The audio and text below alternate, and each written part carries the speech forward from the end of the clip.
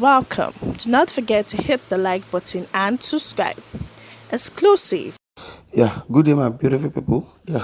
According to Tinubu's case, the headline says he says my drug allegations. Tinubu reacts to certified United States court documents on indictment.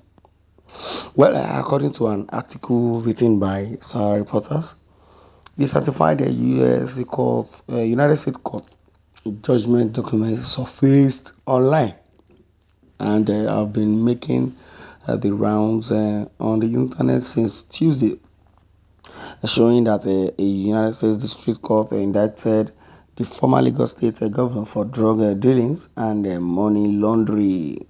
The presidential candidate of the ruling All Progressive Congress (APC), Bola Ahmed Tinubu, has responded to the certified judgment documents issued by the Chicago court in the United States, where he was charged with involvement in drugs and money laundering in 1993.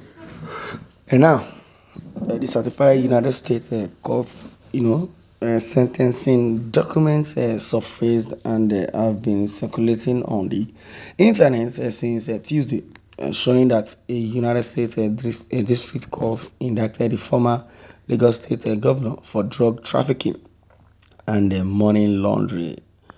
Certified court documents indicated that Tinubu was one of the drug lords who entered into a plea bargain in which he was voluntarily agreed to confiscate his assets to United States authorities in 1993 rather than go to trial.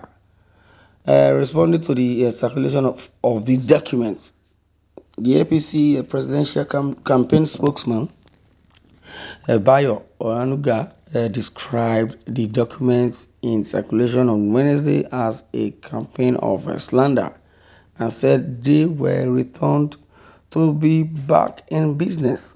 Onanuga wrote on his Facebook page, he said the mock crackers are back in business. The merchants of Tinubu returned to their usual campaign of notoriety on Tuesday, this time waking up the body of a drug accused in America who was buried in 1993. Long after the campaign failed in 2003, it continued several weeks into the All Progressives Congress primaries. Opponents thought it was fatal enough to make APC disqualify Tinubu. Said opponents thought it was fatal enough to make APC disqualify Tinubu from the race. But rather, it failed spectacularly, and Tinubu won the primary with a landslide victory. And the makers of the crackers are back again with the same story, dressed as a United States court notarized replica. The campaign's media and publicity director Bayo Onanuga had read the new document and dismissed it as the same old story. He died like a dodo.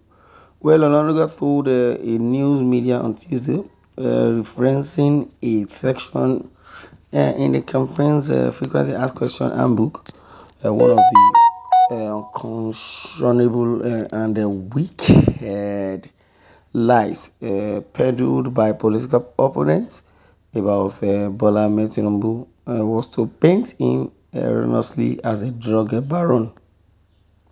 Then the allegation stems from an investigation by FBI agent Kevin Moss of Tinubu and Compass investment and finance accounts at First Heritage Bank and Citibank in the United States on January 10, 1992. Mr. Kevin Moses requested and obtained a court order to freeze the accounts. Now, on January 13th, 1992, Mr. Moses called Tinubu in Nigeria to justify the $1.4 million in accounts.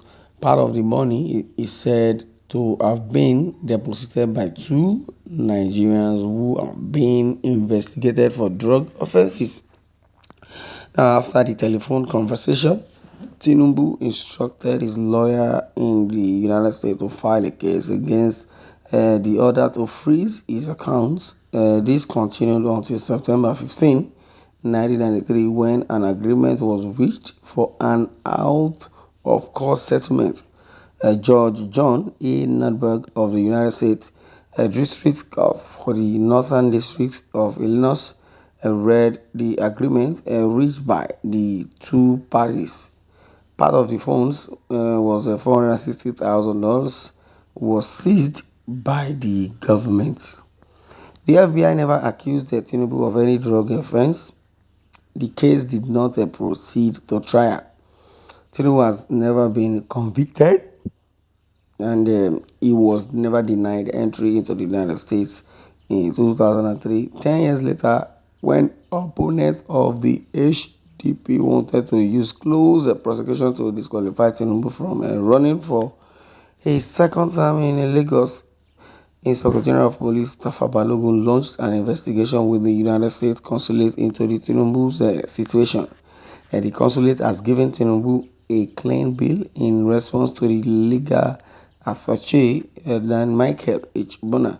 The letter reads, "We congratulate you and all law enforcement officers in the Nigerian police force.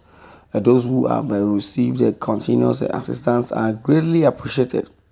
Then regarding your letter dated February 3, 2003, reference number SR 3000 IGPSEC /ABJ/VOL 24 and 287 regarding Governor Bola Ahmed Tinubu's a record check of the Federal Bureau of Investigation FBI National Crime Information Center NCIC was conducted. Now, the results of the checks were negative for any criminal arrest record, wanted or warrant for Bola Ahmed Tinubu, date of birth 29 March 1952. For information on your administration, the NCIC is a highly centralized information center that keeps records of every arrest and criminal records and criminal conviction within the United States and its environment and territories. Well, nearly 30 years after the charge was dropped and the case declared dead, Tinubu's opponent continued to awaken his corpse in futile attempts to vilify him. Well, this is where I'm going to read and let you guys know that there are Nigerians that are partying. There are Nigerians that are not, happy about it, and it does not go down well. It's not even going down well. Well, I'm going to, take, you to the, walkway a little from the comment. Somebody says, yes, only you drug case in the United States, only you toll gate merchant, only you 2 bullion van in your house, only you Lagos government bank in your pocket, etc. What kind of human being are you? Let's say he's a Jagaban. Wow. Well, everybody have answers. Have a question or answer to answer or question to answer, whatever way. Well, Tinubu opponent has nothing to say again. They are frustrated. Instead to tell the masses that what they have for yours, they are just running helter skelter. Well, I don't know. Well, everybody has their own opinions with themselves. But in this Tinubu's case, I believe Tinubu will be more careful or thereabout, and this scandal might even make him not win. Apart from the All Progressive Congress misbehavior and nonchalant attitude towards administration, towards government, towards its people, towards citizens. Well, this is where I'm going to draw the curtain. I would like you to share your views in the comment section. Thanks for listening and God bless you.